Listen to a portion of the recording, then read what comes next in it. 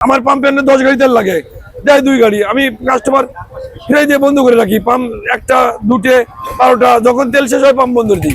আমার যদি আরো 2 গাড়ি তেল পেতাম, পাম্প 24 ঘন্টা চালু করতে পারতাম। 31,500 অক্টেন পাইছি, 9,000 ডিজেল পাইছি।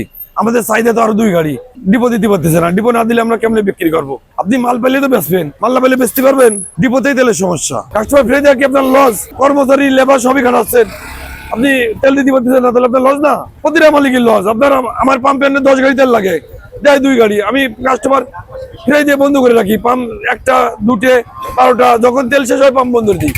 আমার যদি আরো 2 গাড়ি তেল পেতাম, পাম্প 24 ঘন্টা চালু করতে পারতাম। এটা তো সবাই বলে কি সিন্ডিকেট করে রাখছে, সিন্ডিকেট করে রাখছে। এটা ডিপো কি কখনো সরকার তেল থাকলে দেবে না কেন? তাদের কাছে নাই বলে তো আমাদের দেয় না। যেটুকু চাহিদা তার থেকে কম দেয়, চাহিদা পূরণ করতে পারে না। এখন আপনারা কিভাবে তেল দিচ্ছেন? আমরা তেল দিচ্ছি যতক্ষণ তেল আছে ফুল, যতক্ষণ তেল আছে চাহিদা, অক্টেন ডিজেল ফুল, যখন নাই তখন অফ। তেল না থাকলে পাম্প বন্ধ দেয় কেন?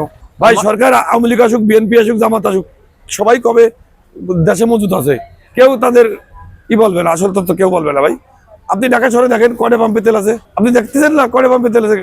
মালিকরা কি বন্ধুরা রাখার জন্য পাম্প করছে? তেল নাই বলাতে সবাই আমরা তেল নিতেছি। এখন আমাদের মধ্যে অনেকে আছে যে ট্যাঙ্কি ফুল করে আবার যে আবার ভরতেছি, এই কারণে আসলে আর কি চাপটা বেশি পড়ে যাচ্ছে। আর তেল সবসময় আগে যেটা মনে করেন 10,000 লিটার থাকলে 1 সপ্তাহ যাইতো, ওইটা এখন একদিনেই শেষ হয়ে যেত। এটা আমাদেরও দোষ, সবারই আর কি দোষ। তো সবাই যদি ইয়া করে মানে নর্মালি নিত, আমার মতে যে নর্মালি থাকতো, এটা সবসময় থাকতো, এটা কম হওয়ার কোনো সিস্টেম নেই। কিন্তু আমরাই সবাই নিচ্ছি, যারা আগে 200 টাকার তেল নিয়ে চলতে পারতাম দিনে, তারাও এখন সবসময় ফুল ট্যাঙ্কি করে রাখতেছি।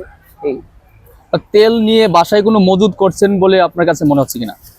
সেটা তো আমি বলতে পারতেছি না। যে যদি জানতামও যে কেউ মজুদ করতেছে, ওইটা কেউ স্বীকার করবেই না। আমি নিজেও যদি মজুদ করে রাখি, আমি অবশ্যই স্বীকার করবো না এটা কখনো।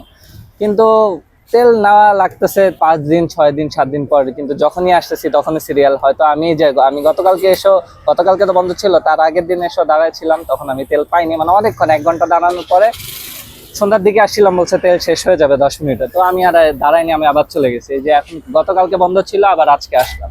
আলহামদুলিল্লাহ, বাংলাদেশের উপর একটা আল্লাহ তাআলার রহমত আছে। নাহলে অন্যান্য যেহেতু ওয়েল ডেভেলপড কান্ট্রিজ গুলা হিমশিম খেয়ে যেতেছে, সেখানে আমরা পাচ্ছি, পুরোটা কি করতেছি, আমাদের বাস বন্ধ হইতেছে না।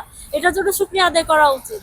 মানে যেহেতু এটা একটা গ্লোবাল ক্রাইসিস, একটু তো আমাদের কনসিডার করতে হবে, একটু আমরা প্রবলেম ফেস করবোই, এটা তো স্বাভাবিক না?